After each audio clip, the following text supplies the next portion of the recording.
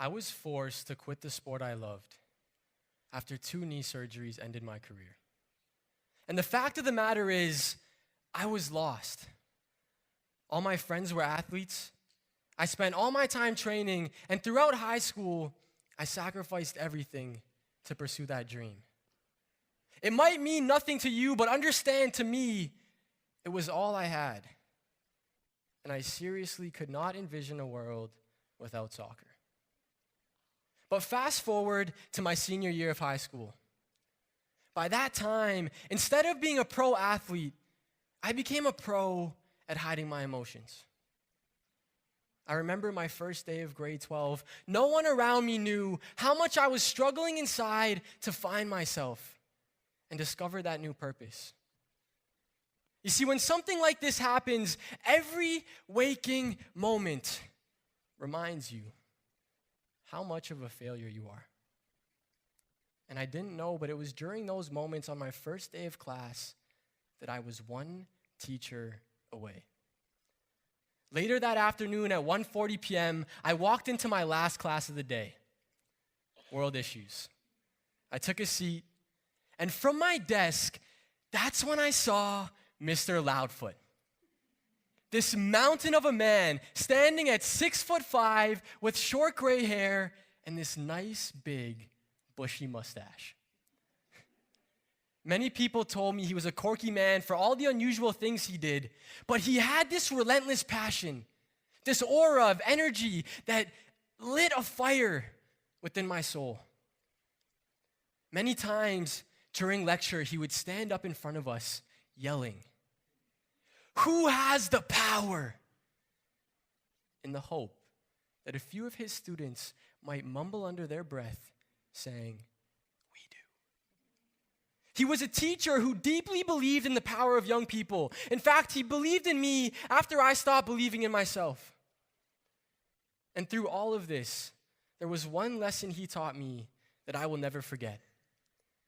April 2017, he was speaking about figures in history who have massively changed this world. People like Malcolm X, Martin Luther King, Gloria Steinem, Gandhi, the list went on and on. And he took these figures and began breaking down their lives, trying to figure out what enabled them to make such a massive change.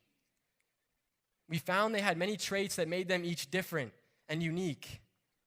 But there was this one thing that was common among them all.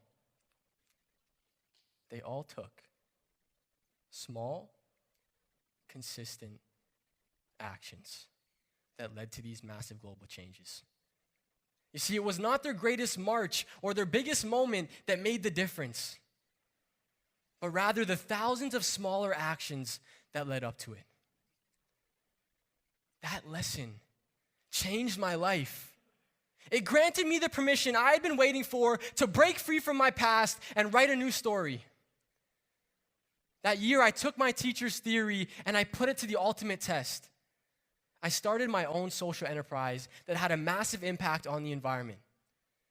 I was named one of Canada's top environmentalists under the age of 25. I was invited to deliver a TEDx speech, and my initiative was featured all over national news. But before all of this, I was one teacher away from losing myself. You see, we are surrounded by teachers every single day, and those teachers will start to appear when you are ready. And I'm not talking about the formal educators, the teachers in the classroom. I'm talking about our students. I'm talking about our children, our neighbors, the stranger on the bus, the cashier, the doctor, your husband, your wife, your partner, your spouse. Every single person on this planet, each and every one of you, is one teacher away from transforming your life. And I am so grateful and honored that the one teacher who changed my life, Mike Loudfoot, is sitting in the audience here tonight.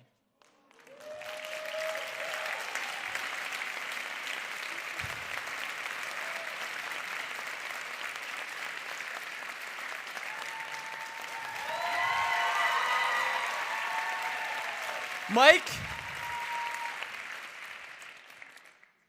all the success I've enjoyed this far in my life, I owe to you. Thank you.